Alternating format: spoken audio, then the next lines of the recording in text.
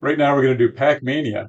And Pac-Mania is kind of like the Amiga itself, ahead of its time. So picture this. In 1988, most games in the PAL region were maximum 320 by 256.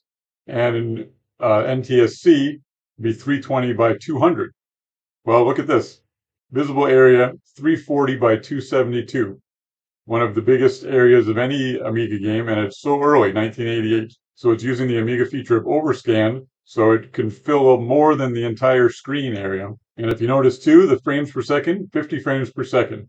So those people that say that all arcade ports for the Amiga were not good, this is one of the many examples where they're wrong. So the programmers of Pac-Mania were very talented. They actually went on to create Soccer Kid years later. So let's look at how they set everything up. First of all, if you take all the bit planes off, you'll see that Pac-Man is a sprite. So with Overscan mode, you lose some of the hardware sprites. So they only had 4 to work with here. So sprite 0, 1, 2, and 3 make up Pac-Man. So it's 2 attached, 15 color, 16 pixel wide sprites. So looking at the bitplane setup, if you do bitplane 0, 2, and 4, you get the top layer, which is the whole maze and the pellets and Pac-Man himself, because he's a sprite. And if you do bitplane 1, 3, and 5, then you get the other independent layer, which you still have Pac-Man on because he's a sprite. Then you get the power pellets. And then if you move up here, you'll see you also have the ghosts in this layer. And you've got the score and your lives down here. If you put it all back together, then here you go. The first time I read about how everything was done in Pac-Mania was on Code Tapper's website, Code Tapper Sprite Tricks. That's a great site. And he's got a whole text article there on Pac-Mania with pictures and everything explaining it.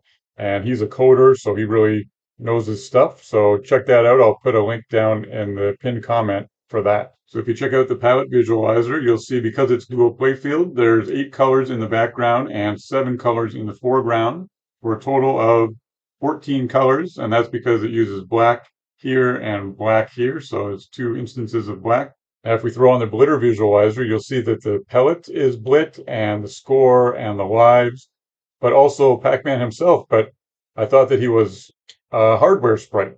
So what's going on here? If you eliminate all the sprites, look at that. You'll see that it's blitting just his shadow. So if I take off the blitter visualizer and I take off the sprites, you'll see that the shadow still stays there. The reason they didn't keep the shadow as part of the sprite is that when you jumped with the sprite, the shadow would still be attached to you. So they blit it instead. If you're looking for an extra challenge, you can play the whole game as just the shadow, like this. And the other thing you'll notice with the blitter visualizer is that you don't see the edges of the screen being blit. And that's because the whole map is one giant bitmap.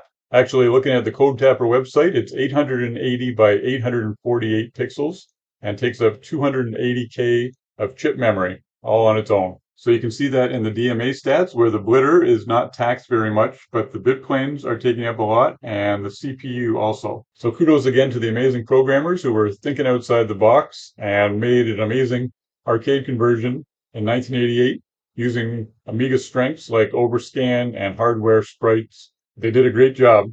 So thanks so much for watching this video. Please like and subscribe if you haven't yet, and stay tuned for more coming soon. Take care.